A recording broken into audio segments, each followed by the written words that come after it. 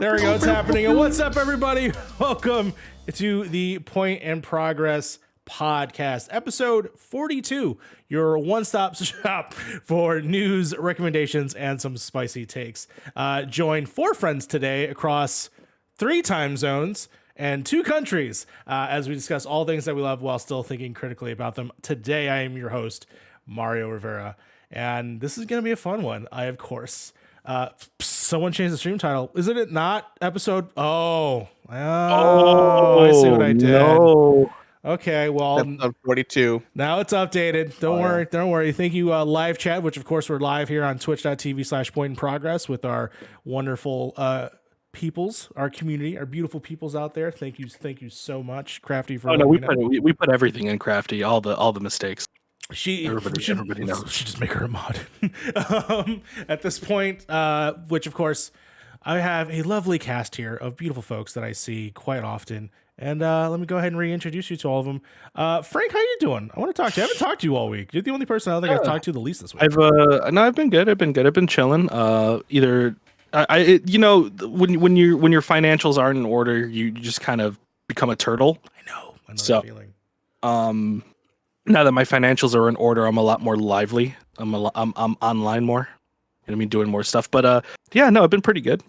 Just chilling. Honest, it's been really snowy here in Chicago, so there's not really much you can do outside. It fucking snowed last night and just left us piled up this morning. I hate it so goddamn much because there's the excuse of I could be doing things. I could go out, I have money, right? I can go explore places, but then it's just too goddamn cold out to even want to leave your front door. And I know one person probably knows a lot about that. And that, of course, is Fee. How you doing, Fee? How's the whiteout outside? I can't see my neighbors. So that's fun. Oh, no. It's been doing pretty good. Also, Frank, I noticed that you rearranged your room. Congratulations. That seems really fun for you. No,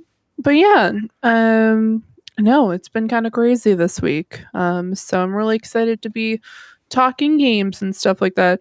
North Midwest snow is no joke. Northeast snow is no joke either, my friends. We've had a snowstorm every Friday for, I don't know at this point, I think 8 weeks.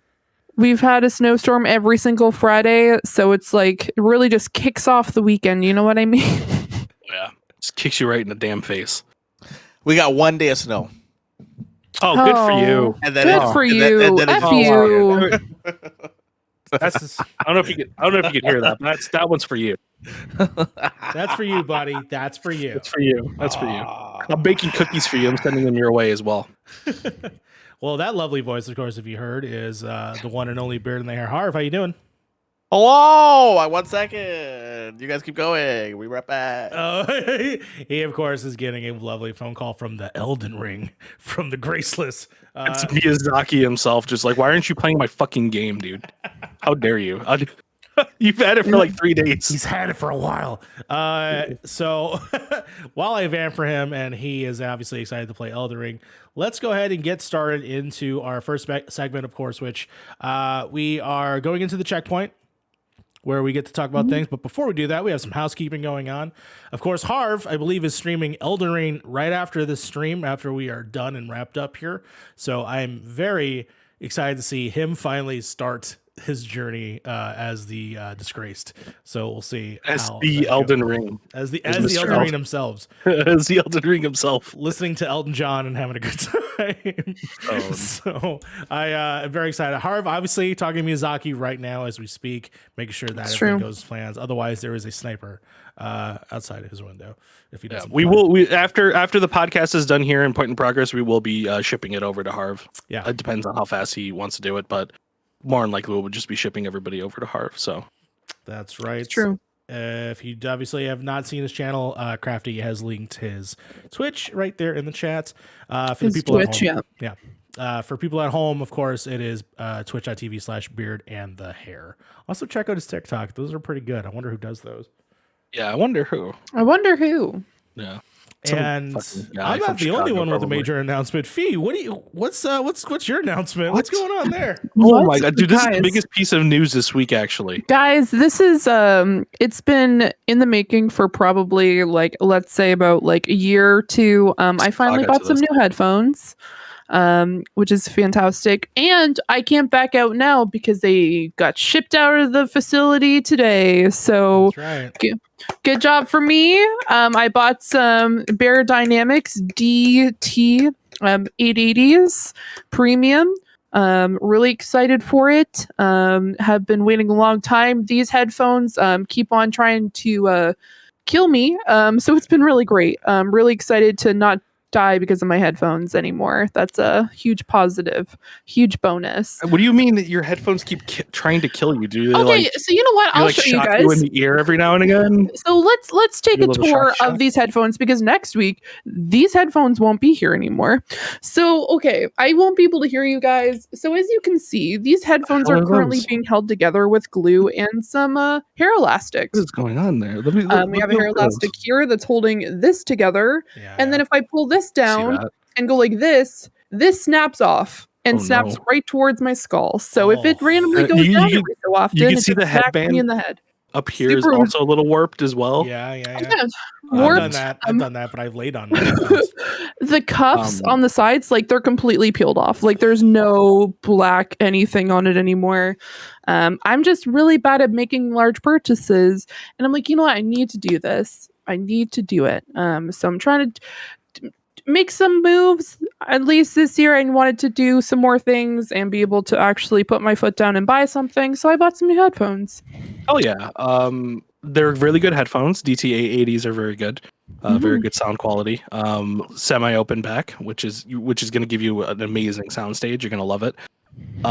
Can we get a video of you getting rid of those old headphones, Office Space style, like the printer, where they just fucking gang up on you? Hold me back? I guess Lucas could like hold me back as I'm like, well, I'm like trying to like punch it, like try to go after it, and he's like, no, you know, it'd be perfect. Hera like pulls you back. Hera's the one. He's the one who's just like, he's had enough.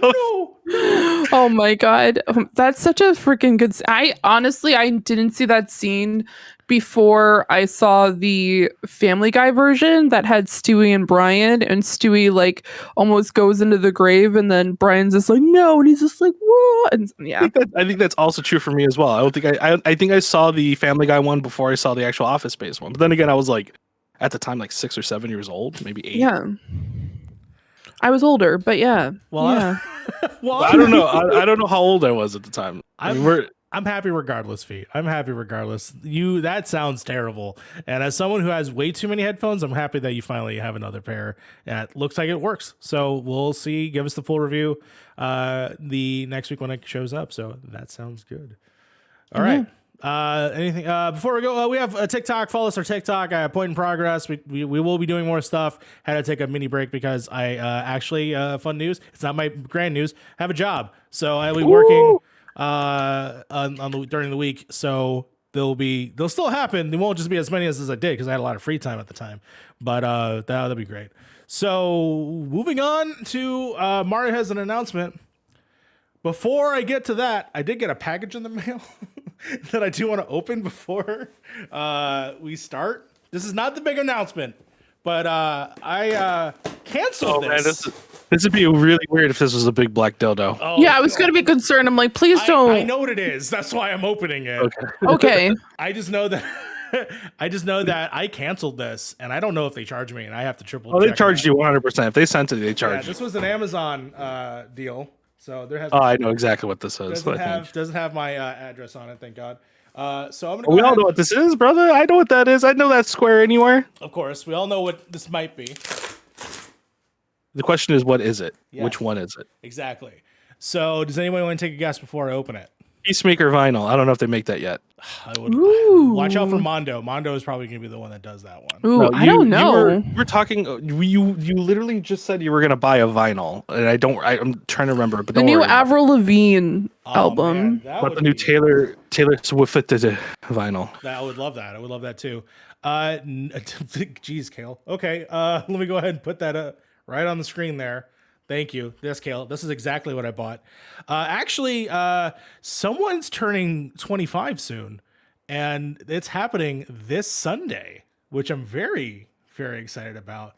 Which, of course, I do want to talk about the 25th anniversary of Pokemon the album.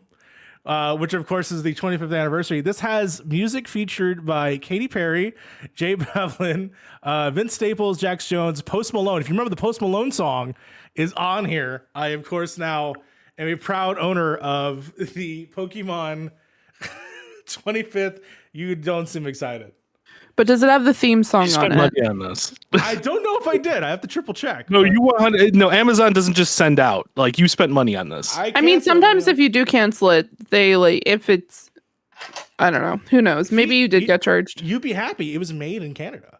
So I'm really happy about that. Is the Pokemon opening song on that? On that? There is a take of it, I believe, on here by Vince. Yeah, it's like a Staples, remix, I think, or something like that. No, it's not good. It's not great. it's not for the original. If it's the exact one I'm thinking of, it's not great. These are all music artists making original songs for Pokemon. So these are not the original. Yeah, remember when like Post Malone was having like a digital concert about Pokemon like a year or two ago? This is it. See, I saw the original, like the guy who sang it originally, who is Jason Page. Yes, Jason Page. Perform the Pokemon theme song, and people lost their minds. I don't think I've ever seen any group of people get so freaking excited over a theme song for a show, but holy moly, people are losing their nonsense. And there was like Pokemon beach balls, and people were like throwing them around and stuff. Really good experience. Sounds very good, I guess. You know what would be a good experience? What the fuck do you mean? It would be a very good experience. It would be a very good experience. Let's get the guy who did the freecreditreport.com song, and let's get him to do the Pokemon theme, and that would honestly probably just make my decade. I want the people that make the Cars for Kids make that song. What the 1-800 Cars for Kids? 1-800. No, that is not the announcement. The announcement, which I will finally go ahead and say, but first I have to hit this tweet, so that way it goes live for everyone else, and I can reload it on the screen, all cool like. Give me 1 second. Make sure. Are we still getting reamed by Mr. Miyazaki for not playing Elden Ring? We are 100% getting reamed by Miyazaki. No, as a matter of fact, there's acquisitions going on all around across the industry, right? Microsoft buying up everything, PlayStation buying up everything. It only makes sense for a podcast to make an acquisition. And we are now the new home for a show that is long dead, now come back to life like Lazarus himself. I'm going to go ahead and show you. We're taking over the Model Citizen Show, which was a podcast that I was on very early on. This was the very first foray of podcasting that I really got a chance to do with my good friends over there, Logan Moore, the Michael Ruiz, Max Roberts, and of course, now we're having a new addition to the group, Grant Callahan, who has always been there since the beginning. So this has honestly been a long time coming. I'm very happy to say that everyone is back. And we already shot the first episode. Of course, in the post, I have written here episode 37. That is because we stopped after 36 episodes. And instead of doing a 37th, we're rebooting it. We're just going to go straight back to episode 1. It's coming out on March 3rd. The episode's pretty much done. I just have to do a new logo treatment. The new logo, which you can see there now, is done by the one, the only Fee, who, of course, does all the best work and was able to modernize the old logo, which honestly, I'm pretty sure we did it in like MS Paint or something. I'm not sure. It was pretty bad. But it's Comic Sans. So in the original one. Yeah, there was Comic Sans. I've been in this. It's funny enough. I think I've been in the Model Citizens Discord for like ever. Yeah.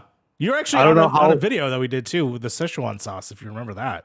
Oh yeah, that's right. Yeah. Yeah. So I don't know when I joined this Discord, but I'm looking at it right now and it's a lot bigger than I remember it being. There's a lot of channels. There's a lot of channels. It's a lot of goofier. Remember. So to tell a little quick story and then move on to the actual podcast itself, Model Citizen Show is really just the gathering of 4 friends who wanted to build something. We were heavily inspired by groups like Irrational Passions and OK Beast and the Comedy Button, Kind of Funny, right? And so we wanted to make something that was not video games related. Some of the people on the group were actually in video games media at the time. They worked at different websites. They are now at going nuts with their careers. Logan, of course, works at comicbook.com, and everyone else is doing all wonderful things. And this is honestly, I'm so happy that we agreed to bring it back. We've made jokes that are for years about bringing it back. And I talked to the guys and we said, hey, you just, instead of like going crazy like we did, we kind of try to go like podcast networky thing. I can't do 2 of them, right? I can't do Point in Progress and Model Citizen Show. So instead, it is going to just be a show on our network here on what we do, right? All the videos that we do. It is not a ongoing show in the same sense of this show. It is going to be once a month because honestly, everything that has gone on in our lives and all the projects that we're taking on. So we're going to just release it once every the beginning of the month. It's just going to be us hanging out. There will be an audio feed that is just by itself. The first episode I'll probably going to put on the Point in Progress so people can listen to it.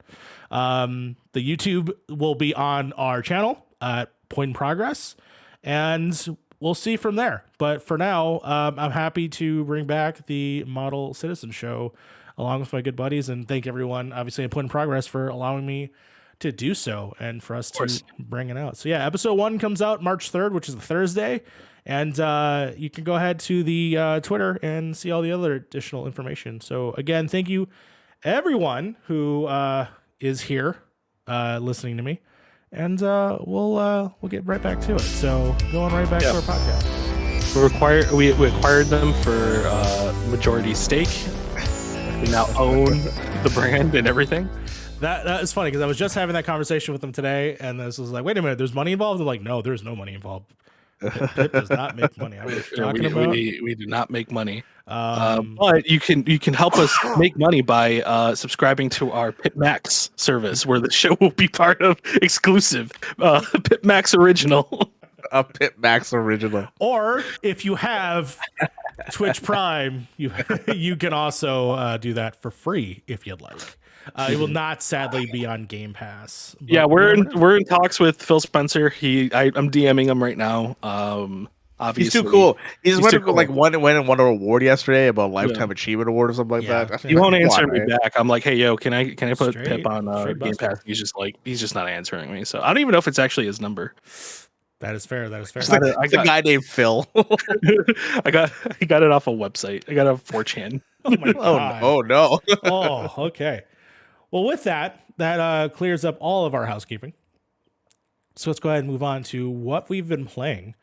And a few of us actually have gathered together. So I think I'm going to go that route first so we can all sort of have an open conversation. If Harv, are you good? Are you good now? You done talking to Miyazaki? How was your talk with Miyazaki? Yeah, how was that? It was great. Got Elden Ring later today. I'm very, very excited.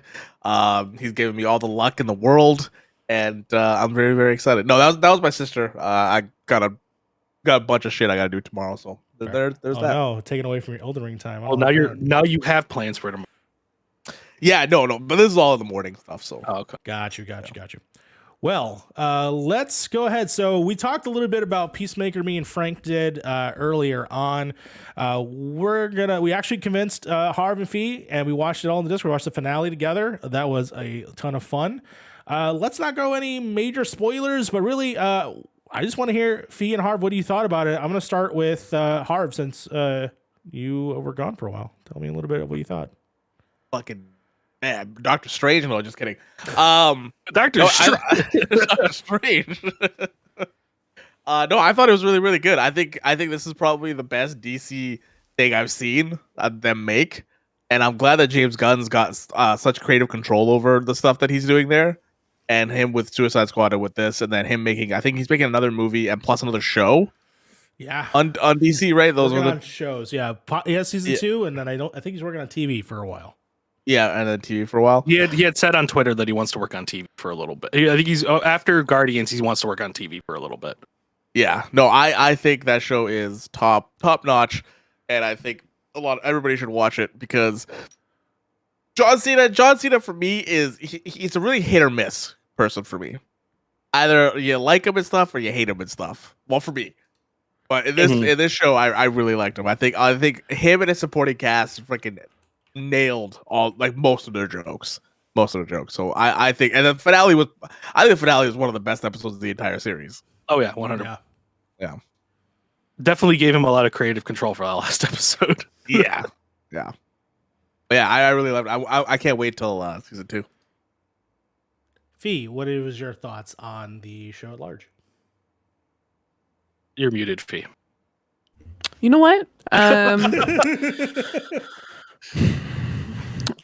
thought it was really good. I really enjoyed it. I'm really happy that they I know that it's not verbatim what the other show was like, but I'm happy to see that the same kind of vibe that we saw with The Boys kind of translated over to Peacemaker.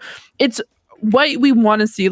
Yes, we understand that superheroes have always been known for being the best. They're prim and proper. Everything is dandy. They're great people. But then we kind of see this rough edged, and then we got to see that a lot in the Suicide Squad, obviously.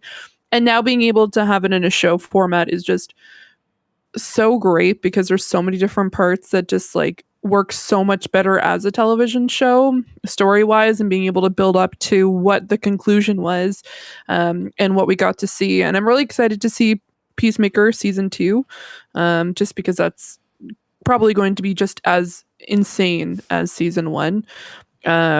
Side note, congratulations James Gunn and Jennifer Holland on the engagement. As a heads up, breaking news, John Cena has offered to officiate the wedding in full Peacemaker gear. Let's go. See, that is the sign that this is a good show because the fucking actor just loves being Peacemaker. I don't think he can take it off. I don't actually think he can take it off from that motherfucker every day. Yeah. It's like the whole Ryan Reynolds thing. It's you can obviously tell there's some love there, and those movies succeed because he has love in it, and Peacemaker succeeded 100% because so good. Cena loves it. Cena loves that shit. Also, the music's phenomenal. Yes. I love they're I've been listening to that album on repeat, and then I also random side note for people. There was a song that was playing, and it's called "In Your Dreams" by Wigwam, who's also the same group that does the opening song. And I'm I know the other song, "In Your Dream," in my dreams, and then found out that it was their song that they performed at the 2005 Eurovision, which is mind-boggling to me. And if you want to see a lot of something in a lot of tight clothing, there you go. It all comes full circle. The question is, Fee, do I really want to taste it? Oh, do you really want to taste it? There was also they did a live. They did a live of "In My Dreams" and "Do You Really Want to Taste It" on a show, and there was about 30 people on the stage, and nobody was playing instruments. Nobody, just absolutely nobody. There's dancers, there's band members, there's random dancers, there's people. There's just a bunch of no one's playing instruments. 2 songs with a lot of guitars and drums and craziness. Nothing. So we gotta watch that. That next week. That's what we're gonna do next week. Next week we're gonna react to that. We already have a reaction for this week that we're gonna do, but next week we're gonna react to that Eurovision thing because that sounds fucking insanely funny. Man, when Eurovision week comes out, boy dandy, we're definitely gonna have to watch some of the performances because that is hands down one of my favorite times of year. It is 3 hours, if not more, of just crazy performances, and oh my god, it's so good. No, also awesome. Salad. So freaking salad. Yeah, freaking salad. Frank, what was your final thoughts on the season overall? I thought it was really good. I'm more of the type of person usually who kind of likes the dark gritty superhero stuff. I think Snyder's stuff is a little too far in that direction. There's ways you can make these characters really kind of pop without having them be too dark, but at the same time lighten up with comedy. I think James Gunn has found, even in his Guardian stuff and even in Peacemaker, he's found this way to make things both serious and funny at the same time, and have you smile from like ear to ear during certain scenes and absolutely bawl during other ones.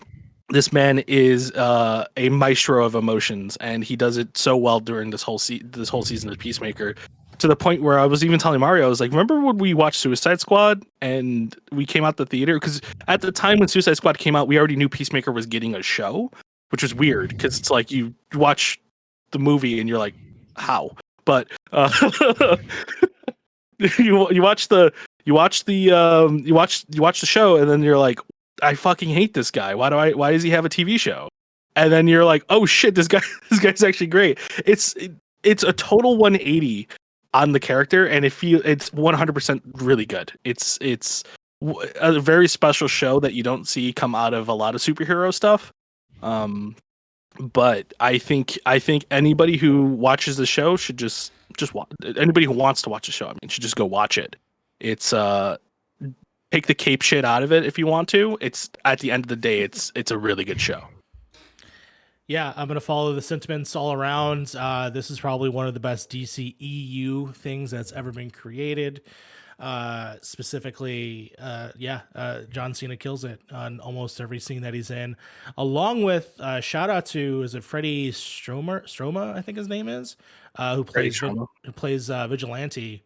Every scene he's in absolutely kills me. My God, best vigilante we've ever had on screen. Best vigilante we've had so far. We've had two. And also, he was a mid-season replacement. He actually replaced an actor that was the first couple episodes. Apparently, what didn't work out. Didn't pass James Gunn's asshole thing that he has, where it's like, if you're an asshole, I don't want to work with you. So, good on him. And good on him, dude. Imagine a reality where we didn't get him as vigilante. I can't imagine it. The show would be worse without him. I cannot imagine the show without him as vigilante, because he fucking kills it every single time he's on screen. Yeah, absolutely. And I really adore this show, and I can't wait. And hopefully, I know that I think we brought it up to Fee and Harv, like you should see the Suicide Squad movie. I think the movie is fantastic. And we'll see where the story goes going forward and how it affects the greater DCU. Obviously, we have Flashpoint. That's probably going to fuck it all up. But at the same time, we'll see how the whole future shakes out after all of this. So otherwise, go and see Peacemaker for sure. Yeah, go watch Peacemaker 100%. On that note, let's go ahead and go straight into me and Frank have seen Uncharted. We saw the movie Uncharted last week. We didn't have an episode last week because Harv and Fee and Frank, I believe, was there for a little bit. Watched the live letter talking about all the nerd shit for Final Fantasy 14, and I'm so happy y'all did. I hope it was fun. Fee, you were multitasking, weren't you, Fee? Oh, yes, I was. I had people over, and we had it on the big screen. So I told Harv he had to say hello to everybody because I had his stream on my screen. The reason why we were watching it and the reason why I got away with it was because one of the guys who was also there to play board games wanted to watch the live letter. Mm-hmm. So he was watching it while playing board games, and I was sitting on the sofa. I even sent a picture to Harv. I'm sitting on the sofa with my laptop in my lap, typing, watching the TV, talking to them at the same time, which Lucas's brother found out quite quickly that I have a talent of being able to just type a large amount without looking at my keyboard. So I'll just be typing and like writing things that are going on in the TV and just being like, yeah. So going. He's like, are you typing what we're talking? I'm like, no, I'm typing what's going on the TV. He's like, how are you doing this? And I'm like, multitasking and just constantly having 6 things going on in my head at once. Go ahead, Harv, and then I have a question. In 1 week, we have our next live letter, but it's at 3 a.m. Pacific time. Oof. On Friday. So I don't know how this is gonna work. I don't know what we gotta do. Get the Cliff Notes later. I don't know, like a normal fucking person. I don't know. I usually just treat everything that's like kind of live, like it's a Nintendo Direct. I just watch it afterward. Most of it is just those guys fucking around for 5 hours. Well, this one's supposed to be for the next update in April for 6.1. It's so important, though. This one's gonna be everything that we're gonna be doing for the next 4 months. They said really you're gonna be waking up. You're gonna be up pretty late if you want to see this one. I mean, for me, it's 7 a.m. So Oh, pretty early then. Yeah, I don't know what it's gonna be my time, but I'm sure I'll find out soon. that would be 5 a.m. your time, my friend. My question to you, Fee, though, is I'm very curious. Is there Yeah. always like people playing board games in your house at Fridays? Always. No, I'm just joking. It's we try to make it like usually a thing, but it's usually on Saturdays. Got it. But since we've had storms every frickin' Friday for the 8th week in a row, we haven't been able to invite anybody over to play board games because we have a board game table in my kitchen. And by board game table, I mean it has like it's wooden and you open it up and then there's like it lowers down and there's Got like it. a felt area with cup holders and different sections that you can split off and stuff like that. And yeah. Very cool. Very cool. Okay. Very nice. Very nice. Well, yeah. So while we do that, the day before, me and Frank, first of all, we had Pequods. We had slices of pizza. They were pretty decent. Pretty good slices of pizza. I would have personally liked the God the Deed dish. We just didn't have time to get it, but that's okay. That's okay. But yeah, we got free tickets to go see Uncharted thanks to I believe it's oh my God. I will remember who got me one of the tickets. But yes, we got the tickets because I bought Plastic Hearts it was. That's Harv's podcast. They gave away one of their tickets online. I redeemed it, and then I got a ticket for because I upgraded my Uncharted game for PS5. So we got free tickets to go see the movie. I do wish we contributed to that box office, but it's fine. That's fine. Here or there. Even so, we of course saw the movie. And yeah, we saw the Uncharted. Tell me what you thought. Tell me what you thought. The Tom Holland. I do want to say Uncharted that movie. it did kill it at the box office. It did. Which is kind of insane. Yeah, I'm very happy about that. I'm like, yeah, it's fine. Us not buying those tickets did not really contribute all too. Also, before we get to I this, was like, ooh. the live letter is supposed to be all Japanese, so there will be no English translation to it at 3 a.m. It'll have English text, Japanese text, but it will not have an English audio to it. English text I'm okay with, but I don't know how like It's not easy to type that. yeah, I was about to say I don't know how that works. So I don't know how we want to do this. We'll talk about it offline, but I don't know. Try writing notes now. Nerd. Yeah, Uncharted was fucking actually really good. It's not a perfect movie. It's very goofy actually. It's a fucking goofy ass movie. Very goofy. I keep saying this and I'll keep saying it. It gives me Spy Kids vibes in a lot of scenes. It's very Spy Kids in a lot of the scenes in the movie. I like Spy Kids, so I don't know about you guys. It's got that faux digital look to it. That Yeah. Spy Kids have. Yeah, I understand. You remember how Spy Kids had that like bokeh effect for a lot of its stuff, where it just made everything behind everybody seem larger than it actually was? This movie does that a lot in certain scenes, and it's weird. And the person they do it to, I think, is in Spy Kids. It's so Antonio just like- Banderas. Yeah, it's Antonio Banderas. so He's like in his contract. He's like, I want this in my background. they even do the little Spy Kids thing where they like hit the maraca every now and again, like the Spanish flair. You know what I mean? Must Do they have the thumb people? Barcelona. Like, What They might happened? as well. They might as well. I said, do they have like the thumb people? I wish they did. That would probably make this movie a 10 out of 10, honestly, at this point. Mm. But other than, but I mean, aside from the goofiness and the weird choices in filming, which is probably because this movie's been in development hell for years at this point. Like, get the thing out. It was a solid film. It had a beginning, middle, and end that never felt too long. Yeah. All the scenes felt like pretty damn good. The acting was great. I think I usually don't like Mark Wahlberg in anything because Mark Wahlberg has the Rock effect where he just acts like himself. He acts like Mark Wahlberg. He acts like Everybody, people's homework for this week: go watch Mark Wahlberg movies and tell me he plays if he even plays a different character in any of the Mark Wahlberg movies. He's just like the Rock. He just plays himself. Yeah, which was my main going back to Peacemaker. That was my main thing when I saw John Cena being part of this. I'm like, John Cena only plays John Cena. You know what I mean? Totally wrong on that. But anyway, yeah, Uncharted was really good. There's a lot of goofy moments in there. There's a lot of really cool set pieces in there. it doesn't do the thing people were really afraid of it doing, which was, if you look at the comments of YouTube videos, you look at what we talked about it when we saw it at first, it looked like they were going to go the route of here's set pieces from the games, and it's just going to be a giant like barf of here's all these cool moments from Uncharted. Like, you remember this moment from Uncharted, you remember this moment.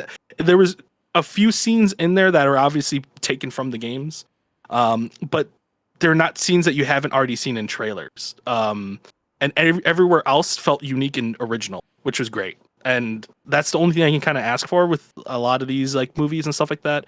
Instead of being like a member berry, like, you know, just ride down memory lane, have some unique stuff in there thrown in there if you're going to go that route. And I think they nailed that.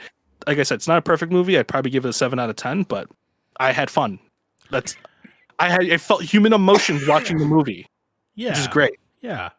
I'm right there with Frank. I'll say 7.5. I'm a little closer to 8, only because we don't get these movies, right? We don't get Indiana Jones movies anymore. National Treasure was really like the major last franchise. We had a Matthew McConaughey Sahara film that, you know, went out of nowhere. The Mummy is even some of these adventure movies. And we just don't get enough. We get mostly comic book and horror movies. I'm not complaining. Honestly, I'm not complaining, but at the same time, I do want variety in my media, and to have these old school adventure movies come back in vogue. I want that to happen. Thank God this did so well. I was afraid that it would not. I think Tom Holland is a lot of fun in the role of Drake. This is they, you know, I know that everyone's like, it should have been Nathan Fillion, it should have been Blood, it could have been Mark Wahlberg. Well, they really wrote the 20-something character, and that's what they focused on, and he felt like it, and I thought that was appropriate. This is the beginning of the history of these two characters, Sully and Drake. It's a little different than how it's portrayed in the video games, and I think that's overall okay, because I kind of was satisfied for how the direction they were going. They made me question a character that I do love, his loyalties throughout the whole time, because I felt that he was a little terrifying.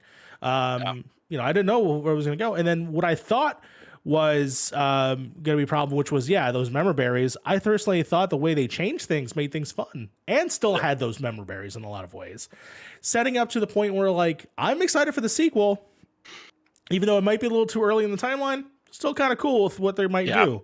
It's a little weird where this movie ends off, but it's fine. It's fine.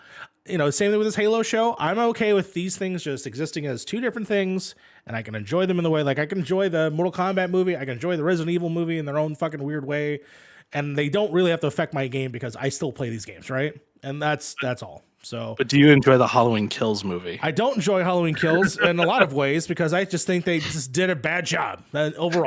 Just a bad job. It was bad. Evil dies tonight. Evil dies tonight. If you want my like one word review of Uncharted, is I would pay for a sequel. I would pay to go see a sequel. That's how feels like that's like 6 words, but you know. But like, just random side. Wasn't Mark Wahlberg supposed to play Nathan Drake to begin with? 10 years ago. So okay, I rest my case. Okay, let's just continue. Like 10 years ago.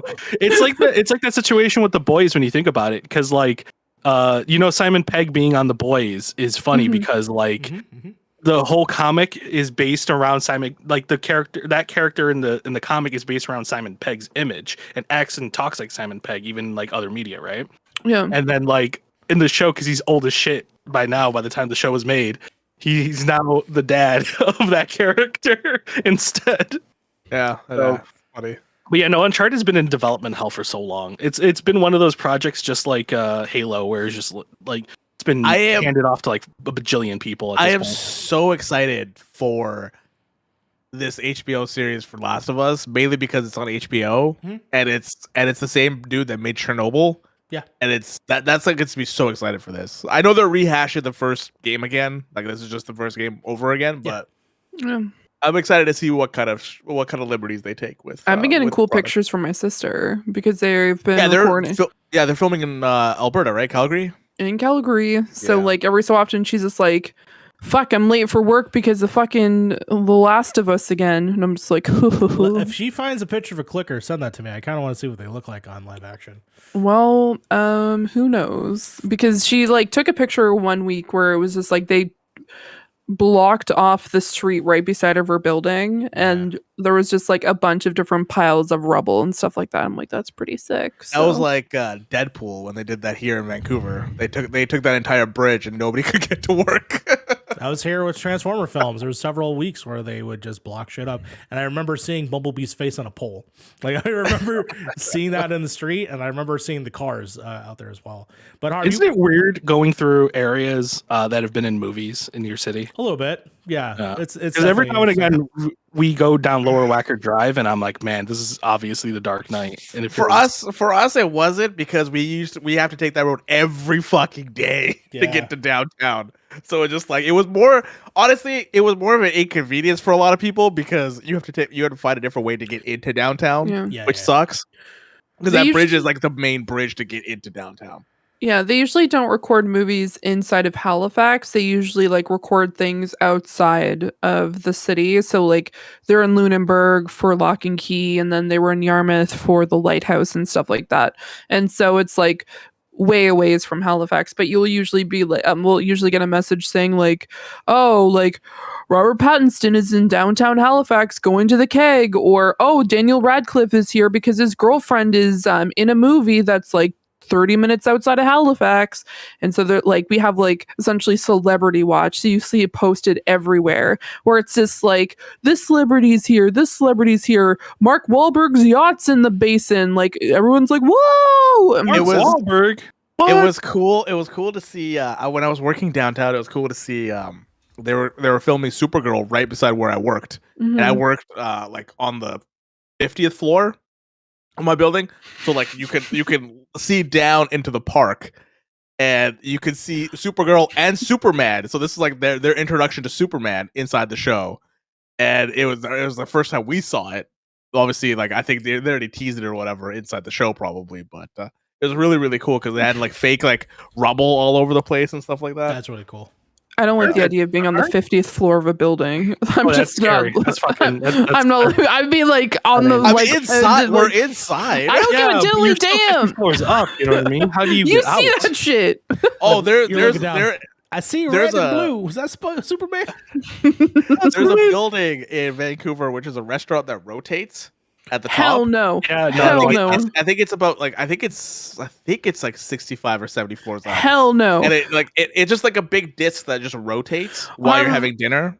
Harv, It's when really I cool. inevitably Very come to expensive. when I inevitably come to Vancouver, I swear to fucking God, if you're just like, surprise, I'm gonna be like, peace out, bitch, and walk down to the like local McDonald's. Surprise, motherfucker. Give me some fucking chicken nuggets. Fuck you, man. It's Well, just like Vancouver has everybody, we're very, going very here. big buildings, very tall buildings, because they have to build up. They can't build. You guys, Well, I mean, right? I've been to New. I was. Oh, sorry. Go ahead, Faith. No, I was gonna say like I've been to New York. Like I've been to a city with like big buildings, but like. No, like oh my God, the passport building in down, like where you have to get a passport in Halifax, the elevator is not inside, it's outside the building. Oh, So that's like you're amazing. inside and then you go up. Oh, I there's love a school that. ass. Fuck you. Oh, I love so that. I like had to stand there with my papers with these two people who obviously work in this building as I'm like slowly, like the papers were like, I have to grab a piece of paper. Okay, Hold on, while these you're are doing mess. that, It's just like I Doesn't have to Chicago read- have something like that? Yes, hold I on. was about to say that. I was about to say, I'm Yeah. going to get to that in a second. I have to say this again, what Kale said. I was inside the subway when they filmed that scene in Invincible. It's fucked up, Kale. That's real fucked up. If you've ever seen Invincible, you know exactly what we're talking Yeah, about. I was gonna say, honestly, Frank, I don't know if you agree with this, but whenever a movie's filmed in Chicago, it's part of our identity now as Chicagoans. It's like, did you know it's Dark coming, Knight's huh? here? It's the Home Alone house. You know, it's just like Yeah, Candyman. I think the only thing that really gets me into that, like, oh man, this was in a movie, is definitely just driving down Low Rocker Drive. Sure. Honestly, from the Dark Knight. People want to film here in Vancouver because it's cheap to film shit here. That's one of the main True. reasons why Or like, Georgia. all the CW shows Yeah, are Georgia. filmed here. Or Georgia, yeah. Yeah, I just love that people like record here in Nova Scotia because it looks more northeastern US than northeastern US does, because that's why Lock and Key is recorded in Nova Scotia, because it looks like a city that you like, a town that you would like find. Maine. It looks like Maine. We said the same thing. It's yeah, good. It looks like Maine, even though it's not Maine, and everyone who's from Nova Scotia watching is like, That's fucking Lunenburg. Those buildings are in Lunenburg.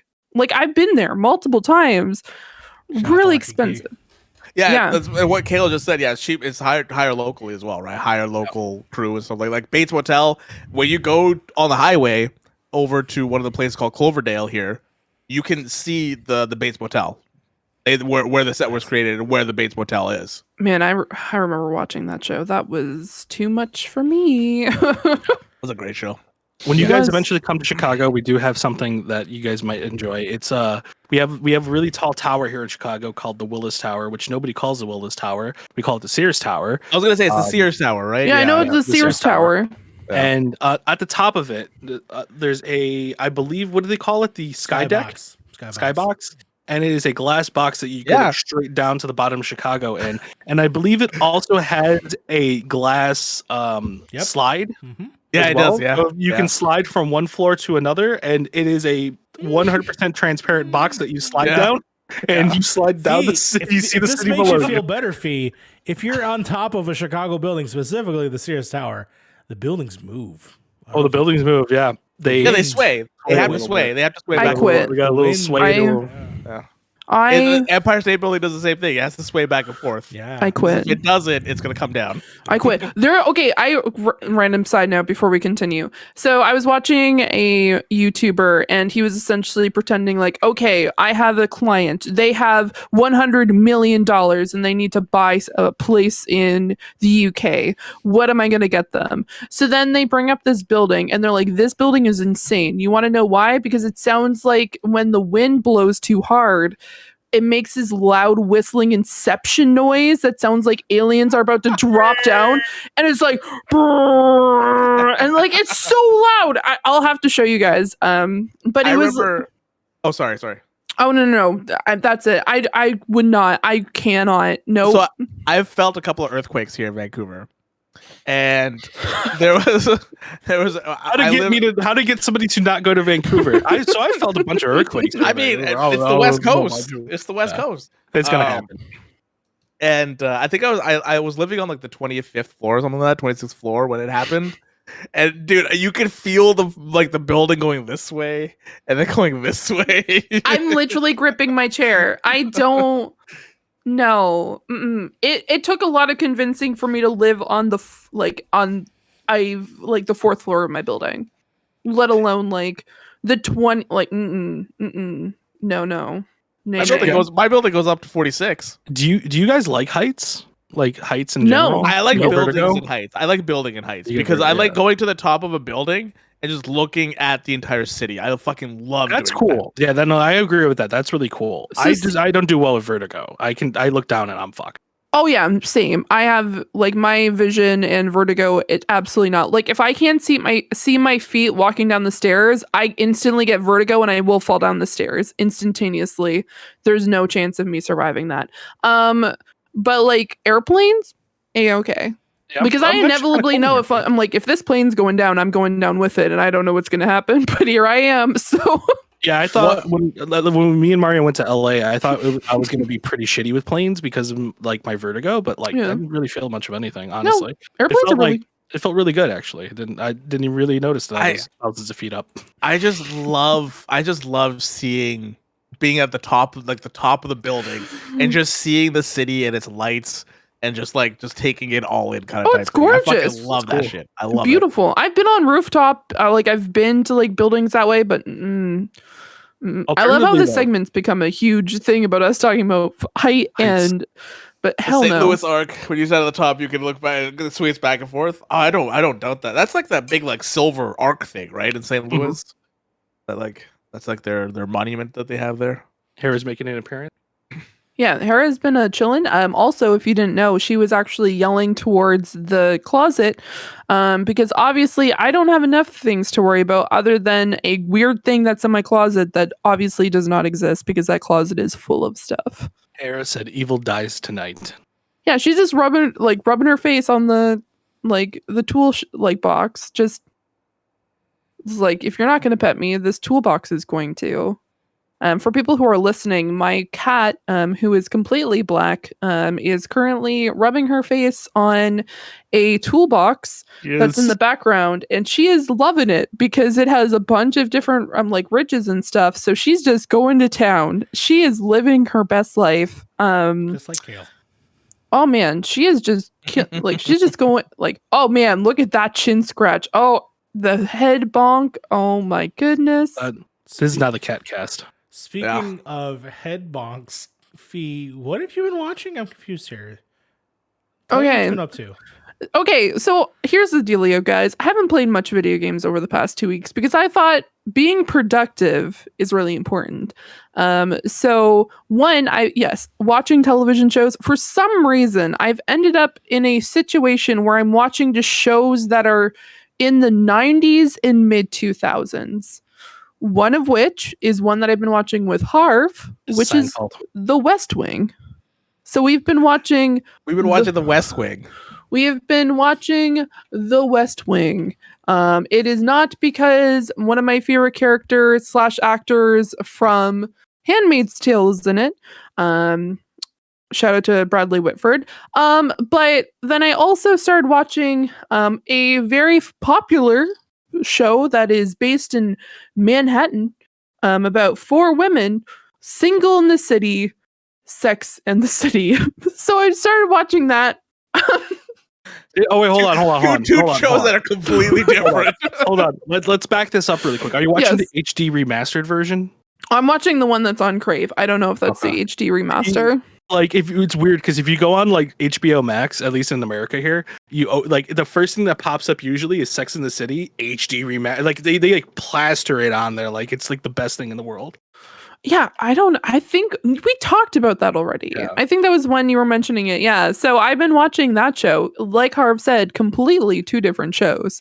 Honestly, my only gripe about it is I miss when Carrie talked to the camera. She stops after season 1. Carrie, why the fuck did you stop talking to the camera? I felt like I was actually having a conversation with you, and now it's just a bunch of Sex in the City. So Well, you don't say. I would have never guessed from the title of that show.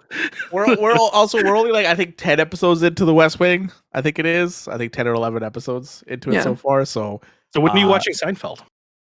That's inevitable. You know, at some point it's gonna happen. But we have Veep and West Wing going on back and forth. Yeah. But no, The West Wing, I don't know. Like, I was very excited. I like been wanting to watch The West Wing, and then I just kind of never really got into it because I would see it and be like, oh man. And then I was just like, Harv was mentioning, he's just like, he was talking about The West Wing or something, and I said, I at least want to watch the first episode. There's nowhere to watch it anywhere. But figuring out everything, we were able to watch a few episodes, and I'm really enjoying it. So yeah. It's a very political show, so I didn't think that she was gonna like a political show. But it's done in a very, very good, like it's done in a well way. It's done in a funny kind of like a funny way, and it has a lot of heart to it too. So she's gonna know, she's gonna find out soon enough and stuff. So you know what we should do sometime? On a random side note to what I was talking about previously, I found out that apparently I'm a Carrie. Apparently, Mario's gonna just the faces. No, at some point what we should do is I'll just sit down and take the quiz and find out which Sex in the City character everyone on this podcast is, because that just seems to be fantastic. It's a BuzzFeed BuzzFeed quiz. It says that you think you're a Samantha, but you're actually a Carrie, and I'm like, I don't see that one. I see everyone just asking like, which Sex in the City girl are you based on this quiz? Which one's the brunette? The brunette, that is Samantha. That's Samantha? No, wait. No, Samantha's That's Charlotte. That's Charlotte. No, you think you're a Charlotte, but you're Carrie. That's who. Got it. Yeah. Got it. There's Samantha, Miranda, Carrie, and Charlotte. Got it. Yeah. Wait, there's a quiz party you can do? We're gonna do it one day. We're gonna do a test. Okay, so one of my other favorite shows of all time is Desperate Housewives. Okay. So like one day we just have, what kind of Desperate Housewife are you? I mean, Valen, we'll figure out all the like 90s / mid 2000s character we are, for sure. Oh, as you can see, Hera's currently looking for the ghosts. She can hear them. Oh, Okay. there we go. She's going hard. I was not joking. No, but random your ass ghost. side note, another reason why I haven't been playing video games is I've actually been working on how to make a video game. I've been doing game jams for the past 2 months. So we just completed one called Mission Help that you can play on itch.io. I did some graphics. We did run out of time in some certain aspects, so if you do end up going to play it, there are some graphics that were made by the the coder / Lucas. So some of them they don't specifically look like they should be there. But no, it was a lot of fun. I've been learning a lot. I plan on doing this probably every month, at least for this year, because I think it's a really good thing to just kind of get accustomed to setting deadlines and creating artwork and stuff like that. I am not a coder. I don't know how to code any video game aspects. I just do the animations and the graphics. So it's been a lot of fun. Out of 62 submissions, we got 11th. Woo! We were trying to get to just under 30. So we were like, that's what our goal was, because we got 39 our first time, and then we're just like, the goal is to get like maybe like 29 or 30, but we got 11th, so it was really cool. But yeah, I've been learning a lot, and on the basis of learning, I'm learning how to edit. So I've just been spending way too much time trying to learn a bunch of stuff over the past 2 weeks, and that's why my what have you been playing this week is very lackluster, because I've just been playing Final Fantasy, as we all know, and then just doing learning and graphics and editing, which was a lot of fun. And thanks to Mario for the editing lesson, even though we both learned how to use a program that he did not know how to use. So it's pretty fun. This is true. We both took our turn, and honestly, thanks to Harv for giving me some direction so I could show a few other things. But yeah, we learned Resolve together. So I am starting to make the jump over there. I've already edited 2 videos over at Tech Raptor with Resolve, with some good results in terms of the things that you can do with it. It's very robust. I mean, I am considering on buying the $300 version if I do think I need it, because I am realizing that it is ultimately 3 programs in one. It is both Premiere, it is Media Encoder, and it's also After Effects in a lot of ways. Yeah. It also has some audio. It has an audio layer as well there too. Yeah. That you can work with. Yeah. And it's a one-time purchase. This is not like you have to pay this monthly. It's $300, one time, done. Is there a family plan? Like, is there a family thing? I don't think so. Because like if it would be a family plan, they would probably do a monthly thing for that. But like, I think the free version does enough to edit, like, you know, regular videos, unless you're trying to make a movie production. I am, obviously. What? Yeah. Who put this poll up? I'm learning new things. I'm sorry. I get to play Elden Ring tonight. Harv's not playing Elden Ring. No, podcast is gonna go on forever. Still doing this dumbass quiz. What the, like? It's ladies' night out. What do you wear? Your skinny jeans and a blouse, a loose shirt dress, and your brand new shoes, a skirt and halter top, a peplum. What the fuck is a peplum dress? There's no way I'm not playing Elden Ring tonight, crap. There's no way. I guess that one. Wow, how long is this quiz? Quiz is like 20 questions, bro. Oh my god. Also, the peplum dress is this like it's usually sleeveless, but it has sleeves, and then it like kind of like flails out a little bit. Like it has like ruffles at around the waist area, and then it continues down. Okay. My pay grade. It gives you shape. Oh boy. Well, that's awesome. I'm very happy that we were able to connect with all the old 90s shows that some people have missed out on, and that's what streaming services are for. I know that we've been looking at Crave and also Paramount Plus and all that, and looking at where all these things are available, HBO, for us over here. But yeah, congratulations, Fee, on enjoying all these shows. And that project that we're working on, I'm very excited. We're working on it, I think, tomorrow, which hopefully will come out when the day we want it to. But yeah, we'll see. Harv, Tell me about Nier Automata, because I really want to hear you talk about it. This game is fucking amazing, and everybody should be playing this game. Everybody should at least attempt to play this game because, oh my god, this game makes you feel things that you didn't think that you could feel. I went through all 5 endings. I went through A through E. It was one of them is very convoluted and kind of like meh, because like, you know, I won't spoil the ending. I won't, Crafty. I won't spoil the ending because I want people to play this game because. Or at least experience it somehow, you know, because yeah, I know Fee wants to play it at some point as well. So, yeah, no, I went through A through E. The last endings, or one of the endings, is kind of convoluted at like what you have to do, which is kind of like it's a little annoying, but it doesn't matter. That's a small inconvenience. The game itself, the story itself, is really fucking good. It is really fucking good. The only gripe that I have with this game is kind of the combat a little bit. I love the chip system.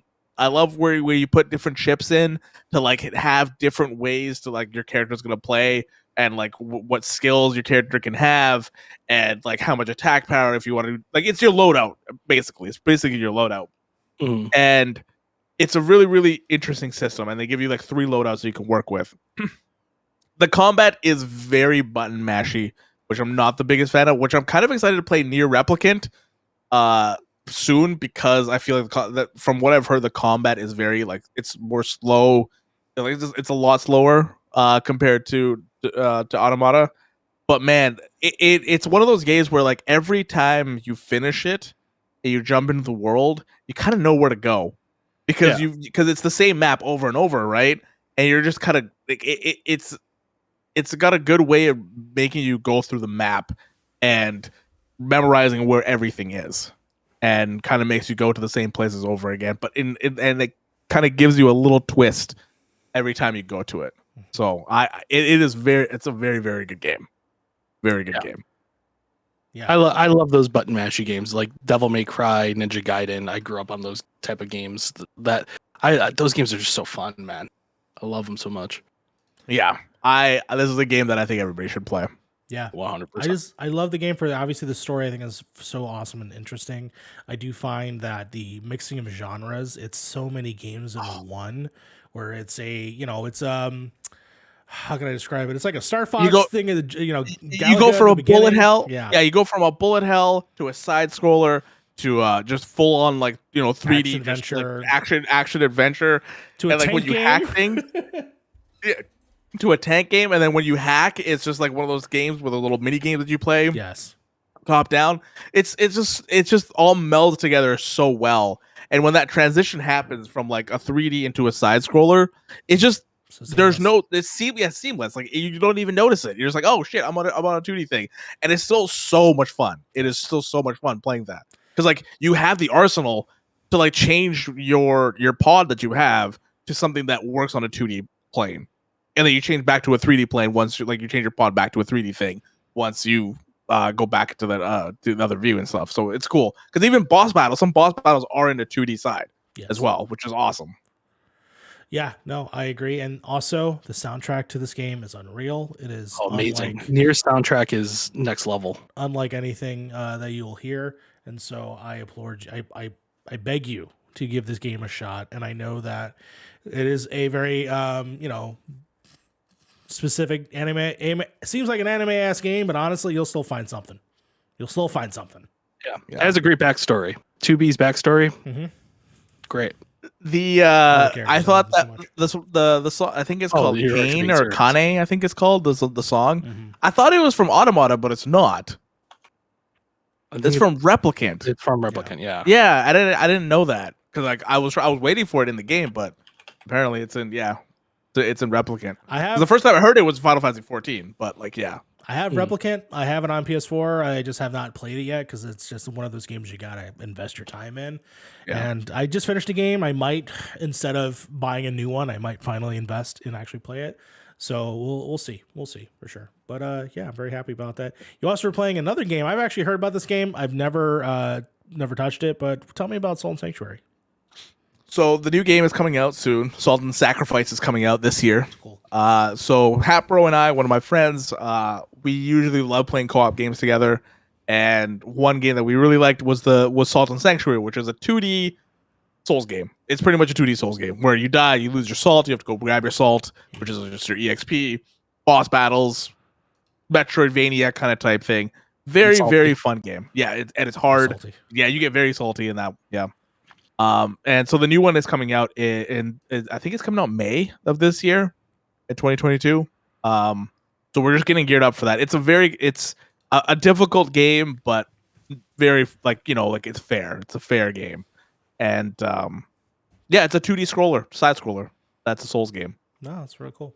Yeah. Yeah. I want to give it I do love the art style of it whenever I see it. So very something I'm interested in. Yeah. The next game is called Salt and Sacrifice, and it's got the whole couch co-op stuff still as well. So we're gonna be jumping into that in May. I think it's coming out in May. Yeah. Stay tuned for that. And Frank, I actually am curious because I don't know any of your history with the series, and so I want to know what you think about the sequel. First, if you could tell me a little bit about Dying Light and Dying Light 2.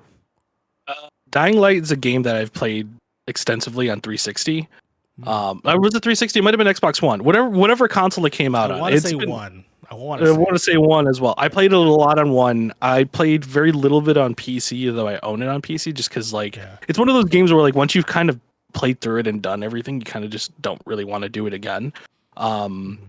But I love these type of games where I think I've said this many times on the podcast. I love these type of games where you're put in a situation where everything around you wants you to die.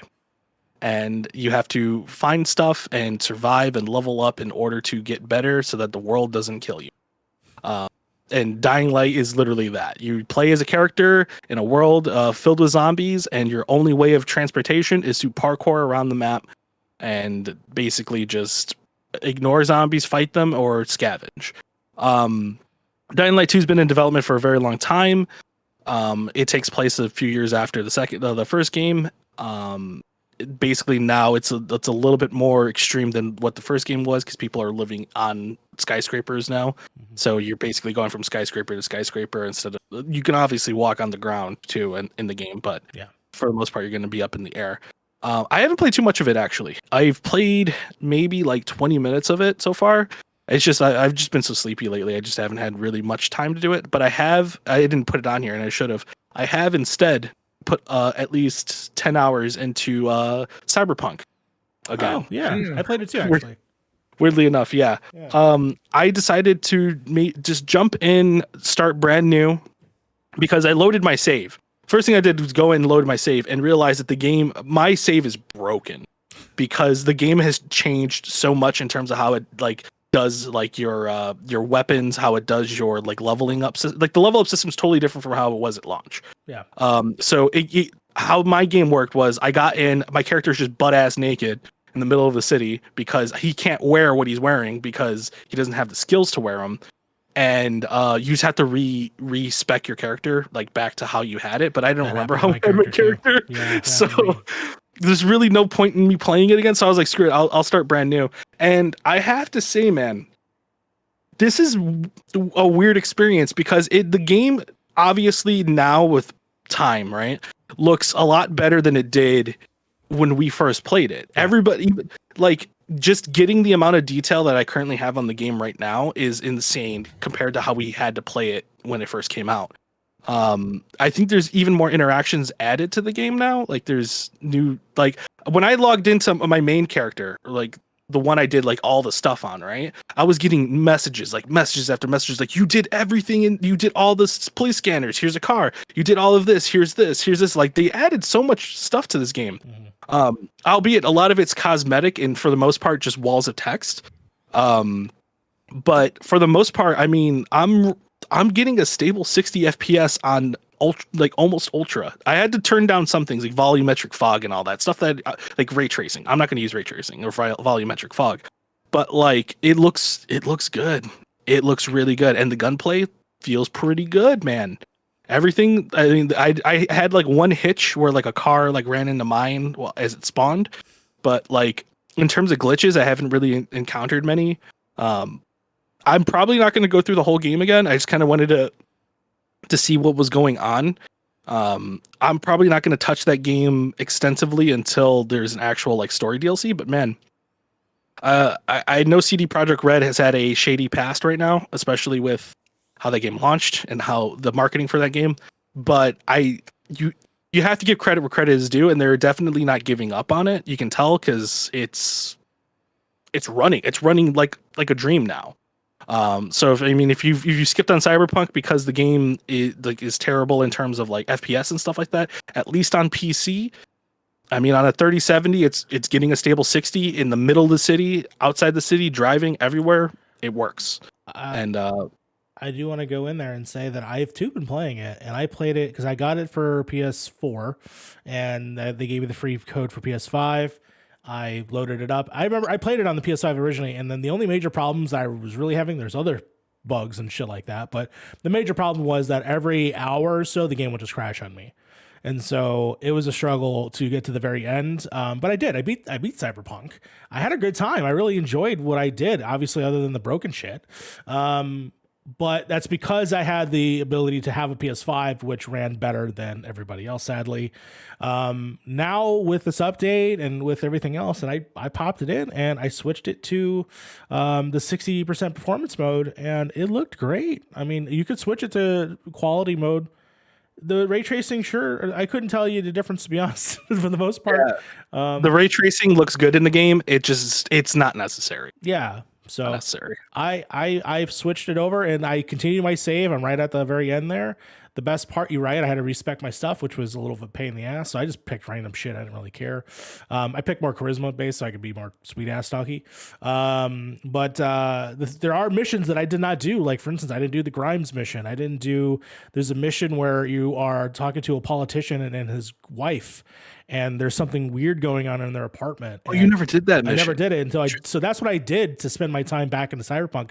I did that entire mission storyline, and it ran like a dream. You know, it ran like what I wanted Cyberpunk to be right when I first played it, all the way up to the gameplay, which I think, I there's some things with the way guns feel are still not my favorite in the game, because I'm used to Halo, I'm used to all these other games that have some sort of a feel to their guns. But it's more strategic. It's more strategic. Yeah. Well, I think it's very twitchy. I feel like it's very Fallout. It's very Twitch reaction like their enemies move quick. They adapt to how you're attacking. They flank. They do all that. So like if you're not like headshot, it could be very like difficult. I could see that. Yeah. Oh, that sucks. Yeah, with the Cyberpunk breaking their PS5, that sucks. Yeah, that sucks. Hopefully they get that fixed. Lickety split. But I have no interest in jumping back in until they have a DLC for it. But I'm so. Imagine if this game came out now. Yeah, I think that it didn't come out 2 years ago. Like it would have had a whole different response. I think I think it would have had a different response. I still think it would have had somewhat of a lot of the same response because they still haven't fixed what people like. They've obviously fixed the glitches. Do the cops just pop up still? No, I don't think so. I mean, I'll be real with you. I'm a stealth build character, so I rarely get cops in my game. Yeah, I don't. I don't really ever. Well, there's some times where you just go off a jump and you kill 7 civilians. Like it just happens sometimes. It just happens sometimes. I prefer the silent and stealthy route. I'm a badass samurai on a bike. That's who I am. I'm just this badass person on a bike. No, there's a clip of me going up off a jump, and then I accidentally run over like 7 civilians, and I say sorry every time I run over one. Jesus Christ. It's them Canadians running people over like that. Damn. And then say sorry. No, but I'm honestly surprised what they're doing over at CD Projekt Red. I like they've added some like more quality of life stuff, but I agree with Harv there. Until they really like fix the main issue for me with Cyberpunk wasn't really the glitches, because I never really had. I was lucky enough to not really have a lot of them in my gameplay. My problem with Cyberpunk right now is that there's still a lot left on the cutting room floor that didn't make it into the game. In terms of like, different starts, different characters you would meet throughout the game. Even the character who would be in your head, quote unquote, if anybody understands. I don't want to spoil a lot of what happens in Cyberpunk, just in case some people want to play it. I think everybody knows who that is, right? Yeah, At but this like, point, they were supposed to in the original game. There's supposed to be like different other characters like Morgan Blackheart and all that were supposed to be like to take over that. I wonder if they're ever going to do something like that and have like a separate little story kind of going on within the universe. But I don't know. There's still a lot of stuff that was promised and still not given. Cosmetics and bug fixes and adding extra dialogue is really nice, but at the end of the day, people really want more story out of this game that they pay $60 for, and I have faith that CD Projekt Red will get to it eventually. Now that everything seems to be in working order, at least.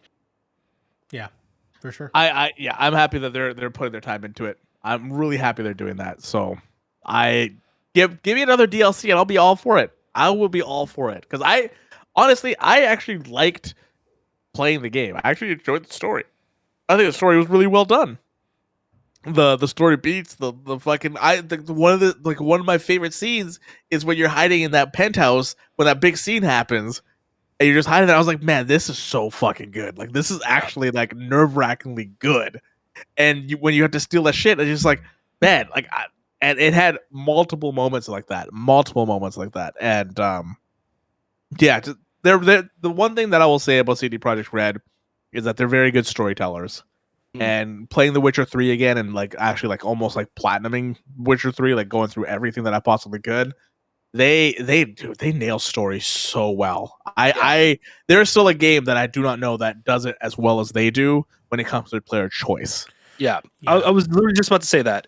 Take glitches, take everything that's going wrong with Cyberpunk in terms of like a business standpoint, and even at the end of the day, nobody's really touching what CD Projekt Red has done with 2077 in terms of like how you play the game, how you make your choices, your level up system and everything like that. Given now the level up system is a lot better than it was, it has a more Skyrim feel to it, where like if you use a weapon, if you use a pistol, you will level up pistol instead of you having to manually go into like your level up and picking pistol. If you just use the weapon, it will level it up gradually. Same thing with your athletics, same thing with like, all that.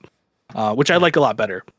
But nobody else is touching like an RPG in that level right now. Like Starfield is probably going to be the next thing that will be touching anything of what CD Projekt Red is doing, hopefully it with a way better launch. But in terms of like just character interaction, in terms of like, being in a city and stuff like that, nobody right now is touching that. And I think the last people who have ever touched that bone in my body have been Bethesda and Grand Theft Auto. That's the only two people who have hit that funny bone. Choice of words. I don't want to hear you. You're the last person who should be using the phrase choice of words, okay? But anyway. Don't worry, I'll touch your funny one later. Anyways, going forward, I'm excited to see what they do. Hopefully they do release DLC in the summer, maybe around E3 time. I would be actually very happy about that. Because there's a lot of stuff they can do and explore, and I'm excited to jump back in and still finish some of the missions I did not do. I just need Grimes to call me. Grimes just will not call me to finish that mission, so we'll see. How that works. I think you either if you're in your regular game, I noticed fast traveling seems to fix any kind of thing. So just fast travel a bit. Yeah. Otherwise, there's two people she's not calling, me and Hassan. All right, that's not cool. I just saw the second thing in housekeeping. So your headphones have finally shipped, Fee? I was on the phone at that time, so I didn't know. That happened. Okay, we're okay. We've okay, guys. The chapter has been closed. He has got it. We can finally a computer and some headphones. Yes. Yeah. It only took us 3 years or 2 years or however long. I've known a year and a half to get all those quite a bit of time. Yeah. Sure. No. My next goal is probably like a new desk so I can have like an art setup / like that would be sick. So yeah, I need to. What are those, that's what I was looking at today. Well, I was looking at getting like an L-shaped desk and then like having my like getting one that has like almost like it's like an L shape, but then it has like a what is it? Almost like a 45 degree. Up. Yeah. No, like a 45 degree, like so I can put it against the wall so I can have a light behind my area and then have the monitors, and then on the sides having like one side being art stuff and then the other side maybe like a cat bed for Hera or something like that so she could just hang out. Mm-hmm. That sounds cool. That's actually really Frank. Yeah. What's this thing you got here written here? Is that something you want to say? I'm playing Rainbow Six Siege to get clips for a video. I'm not going to announce what video yet because getting clips in Siege this week has been like fucking hell. But I do have some funny clips I could use right now. I just need a few more funny clips, and then I can hopefully construct this video. I don't know how I'm going to structure the video yet, so I'm going to structure it purely on the clips that I have. Okay, so that's fine. That's fine with me. Yeah. All right. Looks like Kale is willing to jump in with you to play. Oh yeah, some R6. I do have it installed as well. So if we do want to play sometime, we can. I do not. To run through my list real quick, because there's one major thing I do want to bring up quite a bit about, and I want people, if you want to ask me questions, if you do, was it !Q in the chat if you want to? Obviously, people here, let me if you have any questions. But the first thing I'll bring up, just because I think I'm going to be quick about it, is I did see the new Texas Chainsaw Massacre movie. I'm not a massive fan of the series. It's just not something I grew up with. Not a huge fan of cannibalism.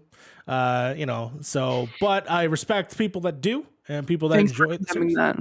Thanks for condemning cannibalism. It was really yeah, I absolutely do. Depending on which route you went in Fallout, that is either really good or really bad. Exactly. The movie itself, overall, I just thought was not the greatest. However, the best way to describe the plot is it's what if Leatherface was John Wick, in that something personal to him gets taken from him, and he decides to pay revenge and kill everybody in a small town. Is it his chainsaw? Wait, are you kidding me? They made Leatherface the protagonist? I'm not kidding. No, he's not the protagonist. He's the sympathetic protagonist. I mean, you know what? He's always kind of been in a way. Like, do you know what we learned today, everybody? Keep your important papers organized. And that's all I'm going to say about that movie. Yeah, thanks a lot, gentrification people. But the movie, they really quickly, I'll bring it up just so you know what I'm talking about. It's about a group of kids that go to a small town in Texas that is completely run down, and they basically own the rights to all the buildings. They're trying to gentrify it so that way they could sell it and put a comic book store as one of the lines in the movie, just fix everything up. And they go into a building that has a Confederate flag. They go in, they find out there's people still there. There's a woman and a man who is you don't see. And she claims she has the papers. They say that they have the papers because they won it in an auction. They have the police escort her out, and she ends up passing out. And turns out the kids did not have the papers. She actually does have the papers. And something bad happens to the lady, which causes Leatherface, who was being kept at bay because he had this woman who was taking care of him for all these years. And he goes off on like a pseudo sequel too. It's a sequel to the original film. Okay, so it's the Halloween treatment. It's a Halloween Scream treatment. We're gonna forget the chainsaw humping from that one movie, and we're just gonna go straight from the first one to this one. It would have, you know, what would have been funny if it was like the thing that was keeping it at bay were the papers. Papers have gotten out. Yeah, it's a sequel to the original film. I'm not going to say anything else because I don't want to spoil it, but it is 100% connected into just the first film. Again, just like the Halloween series, it is one of the most crazy Legends of Zelda timelines that is existing. This is what we're referring to as the legacy timeline, which is first movie and new movie. Everything else does not count. Neither does Matthew McConaughey, of course. Jensen Ackles in this movie. Nope. Other one. Nope. Fuck, man. This movie sucks, dude. This movie is not the greatest. It does star the girl from 8th grade. She's the best part of the movie. But otherwise, it's everything that I just said. It's very pretty. It's done by the guy who did who produced this movie. He didn't do it. He brought someone else to do it, who did the Evil Dead remake. It's a very gorgeous film. The best part about this movie is literally the end titles music is awesome, where they combine like synthwave and like chainsaw sounds, and it's kind of awesome. Oh, really? So they pulled a Mick Gordon from Doom. A little bit. And it was kind of cool. Yeah, Fede Alvarez, thank you so much, Kale. But I don't recommend it, honestly, but that's just because I'm not a fan of the series. But if you are a fan of the series, you might like it. Guess V? I was also going to say, if you want to see two very famous drag queens react to it, would highly recommend going over to YouTube, where Trixie Mattel and Katya I'm not going to try to pronounce her last name, actually react for Netflix. It was on the Netflix YouTube channel, and it is absolutely hilarious because they don't show the blood and gore, but you can hear it happening, and you can see them like losing their minds. They're like, "Why the fuck are we watching this?" There is one scene in the film that is probably one of the coolest horror movie things I've ever seen, to be honest with you. I'll tell you off screen, but it's really cool. It's just in a movie that I think is not that great. So it's not like the scene in Halloween where she opens the door and shoots herself in the face. It shoots us over. No, it's more Evil like die the tonight? Like, Firefly. at least. What was that? Does Evil die tonight? At least. And I can't spoil that. But Does evil lurk? Oh, it's Texas, man. You know what's dumb about this movie? It's like, oh, chainsaw guy in Texas. Everybody's strapped in Texas. It's fucking dude with the chainsaw is just gonna get gunned down in like 2 seconds. They comment on that. They do comment on that. Oh, Yeah, they do. They do. Yeah, they do. They literally every time someone has a gun, it does not fucking matter. But it's I think if you're a fan of the film, go for it. Other than the Katya one, I do want to recommend a really great YouTube channel that I love. I met the person who has done it. It is called oh my god, Boots to Reboots is the name of the series. It is the Maniacal Cinephile. You could be able to find that on YouTube. It's a guy who does sort of like a half in the bag, but he plays a specific character. He plays multiple characters. He has a character with multiple personalities, and he has really incredible production, and he does really awesome things where he talks about remakes, specifically horror ones. So definitely check that out. Have they talked about? Oh, I don't know, because there has like. Do we know if Dead Meat's gonna cover the new Texas Chainsaw Massacre? If it did, it would be when it ever came out on Blu-ray, most likely. They get like good Blu-ray. footage out of it. Yeah, They had Yeah, good footage for Halloween Kills though. Before, I mean, obviously, that never mind. That came out on fucking Peacock. I forgot about that. yeah, and they still haven't covered it on Dead Meat as like a episode. So we'll see when that eventually comes out. But yeah, that's what I've been watching. Otherwise, the main thing I want to talk about, and this is for the questions for, thank you, Nerd Day. It's really good. I started when we did our anniversary episode, Pokemon. I was going to talk about it, but we had a very different episode where we didn't talk about the things we were doing. I started it then. We didn't have an episode last week.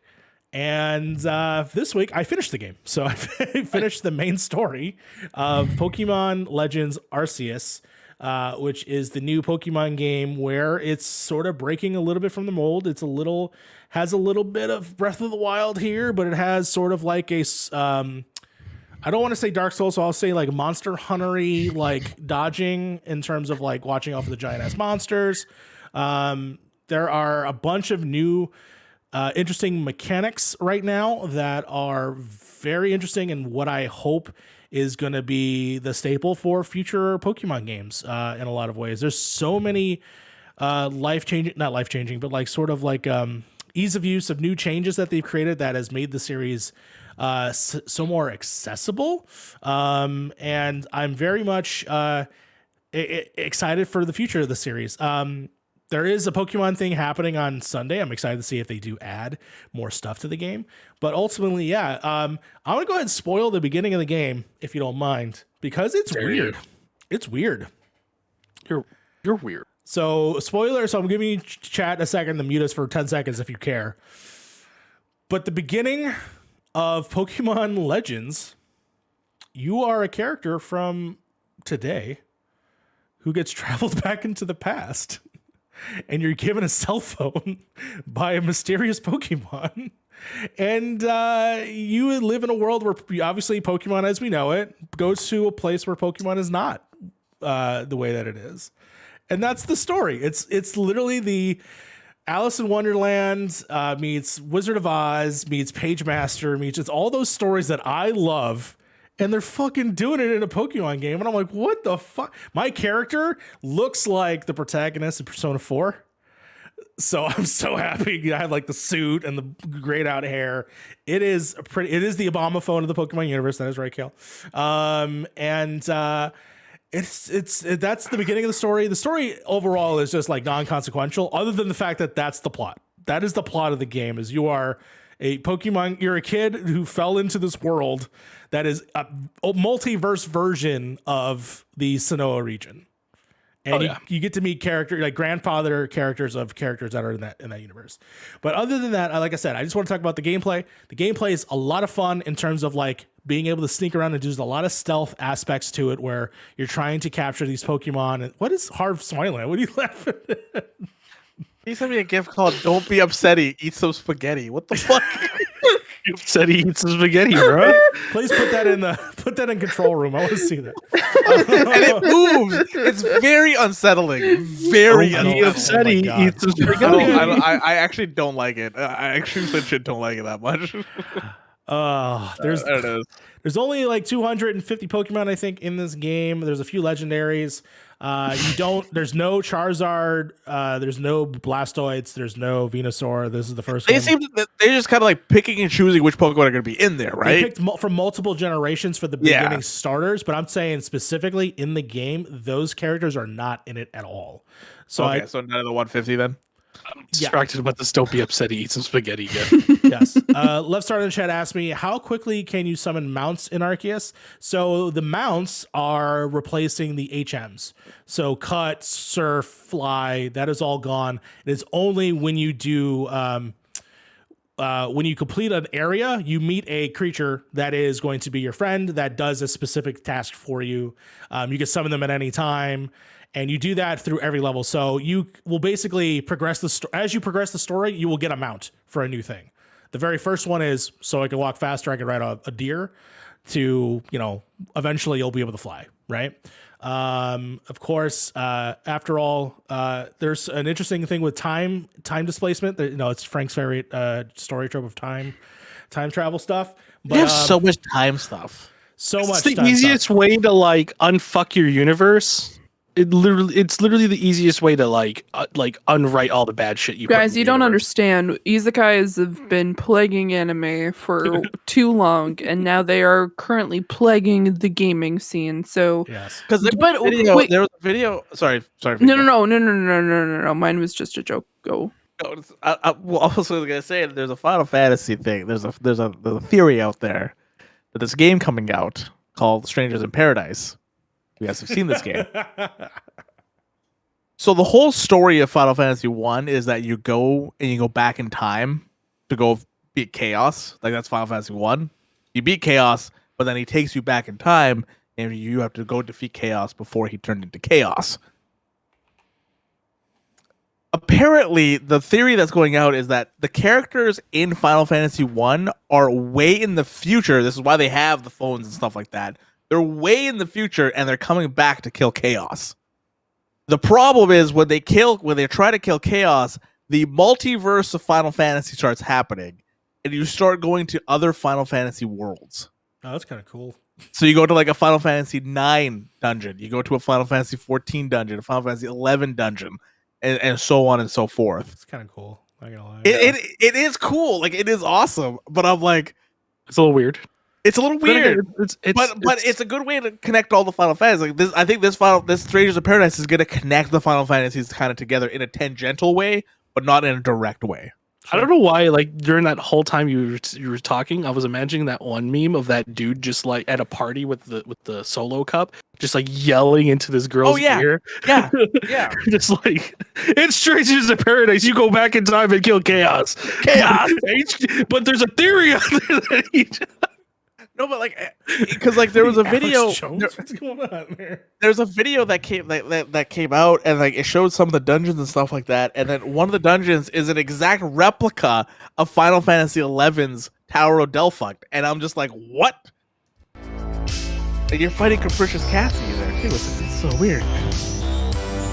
Anyways, that was my tangent. Well, with the distortion thing really is just so that way in your big open field, there are moments where these giant circles will appear where random Pokemon will start appearing there. And so those are like crazy legendaries, or like there's a bunch of different EV types will show in there. So like I got like Sylveon and all those, so I don't have to actually do the work to make those happen. You'll find legendary items in there as well.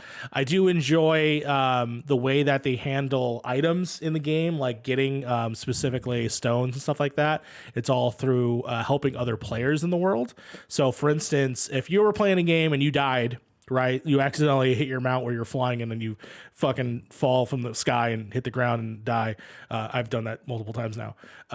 You will leave items on the ground that will leave your satchel, and other people in the world will have it appear in their game, and then they will be the one that will help you bring back your items.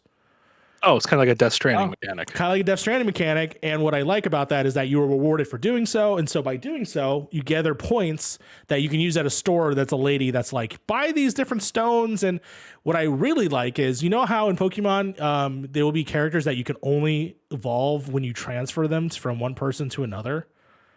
Oh, did they take that out? They didn't take it out. It still can do that. But there are ways around it now where there's an item called the linking cord.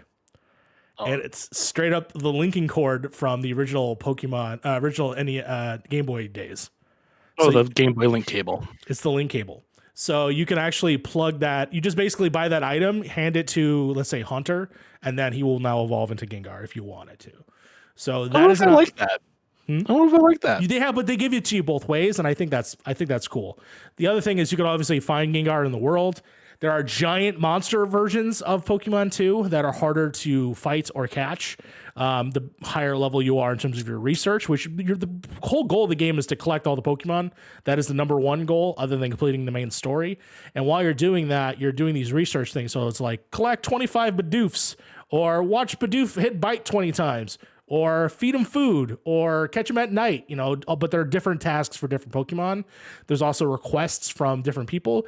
They do enough to me to change up the format of like, I'm not just trying to get these fucking badges, and I'm not just trying to like battle these assholes on these routes where I'm just trying to do the thing. And, I see the Pokemon, I go out and I try to fucking sneakily like stealth it, and I try to throw the ball. I fuck up, I have to fight it, and then I'll catch it that way. I'm having a lot of fun in the fact that the new things that they've changed in the game.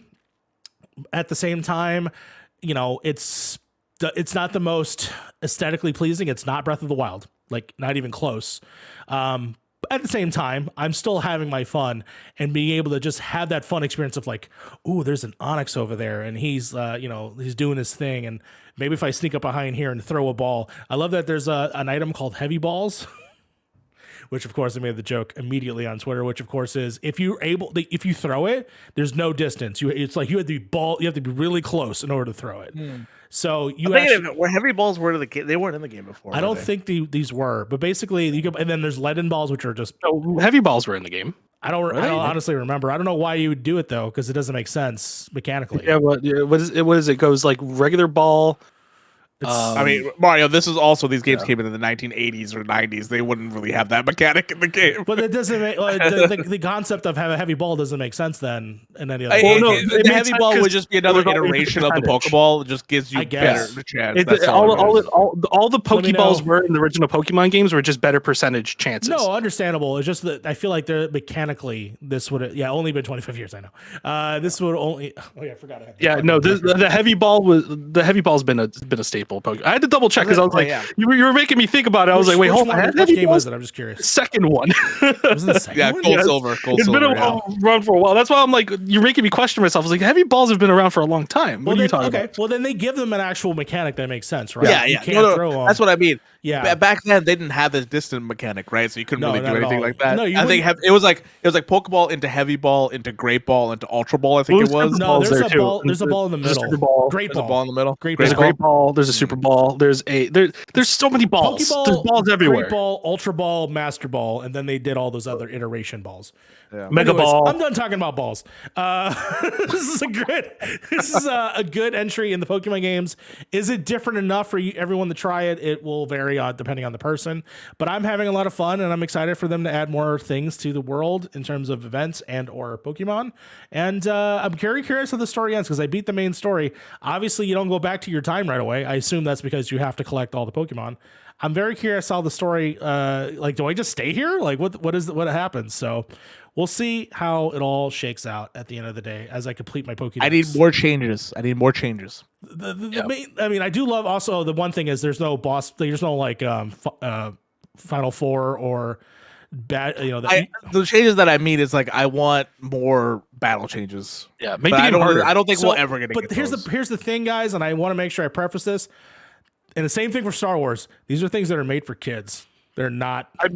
They're not for I don't think fucking Pokemon, you know what I'm saying? They're Pokemon made for kids. is No, one of those, I want it one of more those Ni no Kuni things. style than anything else. That would be fun. I understand. I understand. Yeah. But yeah, these are 100% still babies first RPG for the most part. Yeah. And they still have the pick the 4 moves. I do like that, when you pick a move and they used to forget the moves and you can't get them back anymore. That doesn't happen. They unlock all the moves. You can switch them out at any time. Oh, that's good. Love that. That's really good. I really hope. I hated that so much. I understand the sentiment of like, oh yeah, they're kids games and stuff like that. They are. I mean, for the most part, yeah, I guess for like, I don't really ever see kids play Pokemon much anymore. I guess. But when do you see kids? I mean, tell me your story. I want to know where are you hanging out. I mean, obviously, I have family who have Switches and stuff like that. Kids nowadays aren't playing Pokemon; they're playing fucking Mario and like Legend of Zelda. They're not really. They're not playing Legend of Zelda. In my opinion, Pokemon. What are you talking about?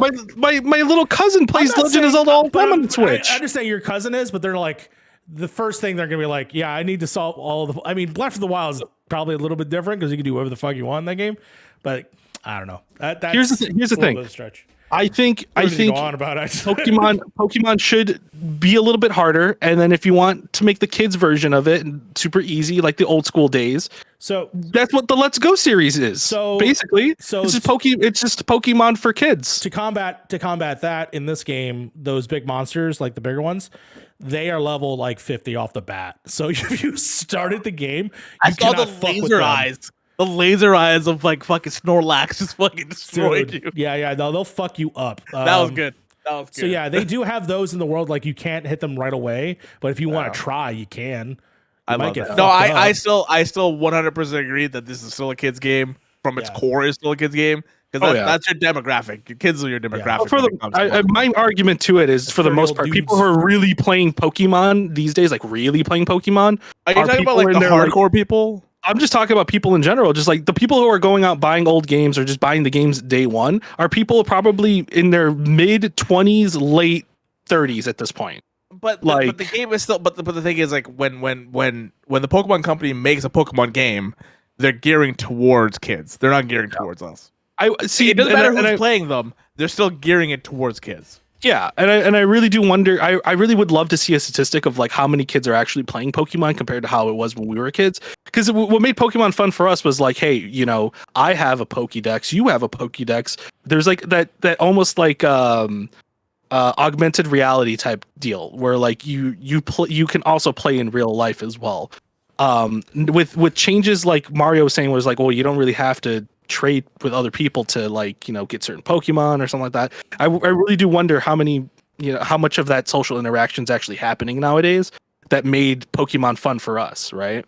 I don't know if this was a pandemic decision either, to be totally honest with you, if that was something that they were considering. I hated that. I hated it so much. Where there's like the link cable this shit. Is the Pokemon, This is where the Pokemon you get in silver. This is the Pokemon you get in gold. You can't get the same Pokemon unless you have gold and silver. It's like, come on.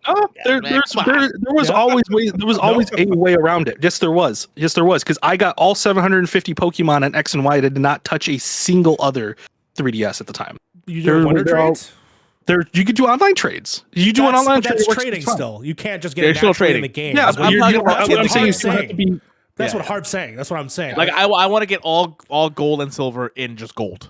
Just in gold. That's what he's saying. See, when I was a kid, I would have I had my what is it? What did I have at the time? I had an SP. Yes. And then my sister and I would get the different versions. So if I got one game, she got the other one. So when I got Sapphire, she got Ruby, and then we would trade Pokemon, and then we would do the same thing with Pearl and Diamond. We both played. We then would get the types of Pokemon that you couldn't get in the other game. So I don't know. I have a soft spot for Pokemon. I haven't played Arceus yet, but I definitely plan on going and playing it at some point. Probably when I don't have a weekend that's full of stuff I need to do. So probably gonna wait for a little while. But once I do get that opportunity, I will definitely sit down and play it because it's more like I feel like especially for like adults, it's all about like the nostalgia factor of playing Pokemon and being able to play it with your friends and things like that because I have friends who play Pokemon still. So no, I think it was good to see that they tried to branch out and do something a little bit different than what they have been. It makes me excited to see what the team over at like Pokemon specifically do. Like I want to see the Pokemon Company. Game Freak or the Pokemon Company. Game Freak, So people really really harp on Game Freak. I think honestly, personally, I think putting out a Pokemon game every year, they do a pretty decent job. Honestly, not the best, but they're doing the Call of Duty thing where they're putting out a game a year. Like you can't really fault them for not innovating too hard.